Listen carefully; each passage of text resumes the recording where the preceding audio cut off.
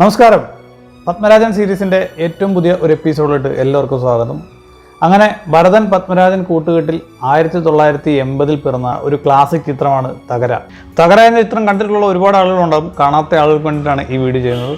ഇപ്പോൾ മലയാള സിനിമയിലും അല്ലാതെയും ആയിട്ട് ഏതെങ്കിലും ഒരു പഴയ ടാക്കീസ് സെറ്റ് ചെയ്യുമ്പോൾ ആ ടാക്കീസിൽ കാണാൻ സാധിക്കുന്ന 2 പോസ്റ്ററുകൾ ഉണ്ടാകും. അതിലൊന്ന് ചെമ്മീനായിരിക്കും, 2 ഈ തകരയായിരിക്കും. 1992 ഭരതൻ തന്നെ ആവാരമ്പു എന്ന പേരിൽ തമിഴിൽ ഈ ചിത്രത്തെ റീമേക്ക് ചെയ്തിട്ടുണ്ടായി. സിനിമയിലേക്ക് വന്നാൽ സിനിമയിലെ കേന്ദ്ര കഥാപാത്രങ്ങളെ അവതരിപ്പിച്ചിരിക്കുന്നത് സുരേഖ, നെടുമുടി വേണു, പ്രതാപ് പോത്തൻ എന്നിവരാണ്. തകരയായി തകർത്തഭിനയിച്ചത് പ്രതാപ് പോത്തനും, ചെല്ലപ്പനാശാരി എന്ന കിടിലൻ ക്യാരക്ടറായിട്ട് നെടുമുടി വേണുവും, സുഭാഷിണി എന്ന ലേഡി ക്യാരക്ടറായിട്ട് സുരേഖയുമാണ് അഭിനയിച്ചിരിക്കുന്നത്. തകര കഴിഞ്ഞാൽ എനിക്ക് ഏറ്റവും ഇഷ്ടപ്പെട്ട കഥാപാത്രം ചെല്ലപ്പനാശാരിയുടേതാണ്. നെടുമുടി വേണു എന്ന നടന്റെ ഏറ്റവും മികച്ച കഥാപാത്രങ്ങൾ ഒന്ന് തന്നെയാണ് ചെല്ലപ്പനാശാരി. ഇനി സിനിമയുടെ കഥയിലേക്ക് വന്നാൽ മാനസിക വളർച്ചയില്ലാത്ത തകര എന്ന കഥാപാത്രം അങ്ങനെ ഒരു കടലോര പ്രദേശത്ത് തകര ജീവിച്ചു വരുന്നു.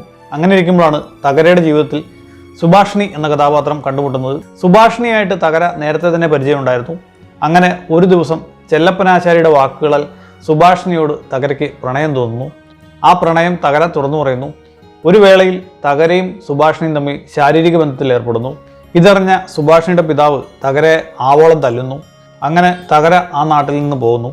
കുറച്ച് നാളുകൾക്ക് ശേഷം തകര വീണ്ടും പ്രതികാരം ചെയ്യാൻ വേണ്ടി വന്നിരിക്കുകയാണ്. ഇതാണ് ഈ സിനിമയുടെ കഥാപശ്ചാത്തലം. കാണാത്തവരുണ്ടെ കാണുക. നിർബന്ധമായിട്ടും കണ്ടിരിക്കേണ്ട ഒരു സിനിമയാണ്. ഭരതൻ ഫാൻസ് ആയാലും പത്മരാജൻ ഫാൻസ് ആയാലും കണ്ടിരിക്കേണ്ട ഒരു പടമാണ് തകര എന്ന് പറയുന്ന സിനിമ. ഈ സിനിമയുടെ പശ്ചാത്തല സംഗീതം കൈകാര്യം ചെയ്തിരിക്കുന്നത് MG രാധാകൃഷ്ണനാണ്. സംഗീതം കൈകാര്യം ചെയ്തിരിക്കുന്നത് ജോൺസൺ മാഷും. ഗാനരചന പൂവച്ചൽ ഖാദർ. പത്മരാജൻ ഭരതൻ സിനിമയിലെ സ്ഥിര സാന്നിധ്യമായ അശോക് കുമാറാണ് ഈ സിനിമയിലും ഛായാഗ്രഹണം കൈകാര്യം ചെയ്തിരിക്കുന്നത്. അപ്പോൾ സിനിമ കാണാത്തവരുണ്ടെ കാണുക. സിനിമയുടെ ലിങ്ക് ഞാൻ ചുവടെ ചേർക്കുന്നുണ്ട്. സിനിമ കണ്ടിട്ടുള്ളവരാണെങ്കിൽ നിങ്ങളുടെ അഭിപ്രായം രേഖപ്പെടുത്തുക. വീഡിയോ ഇഷ്ടപ്പെട്ട ലൈക്ക് ചെയ്യുക, ചാനൽ സബ്സ്ക്രൈബ് ചെയ്യുക. വീണ്ടും പുതിയൊരു പത്മരാജൻ പടമായിട്ട് വരുന്നതായിരിക്കും. അതുവരേക്കും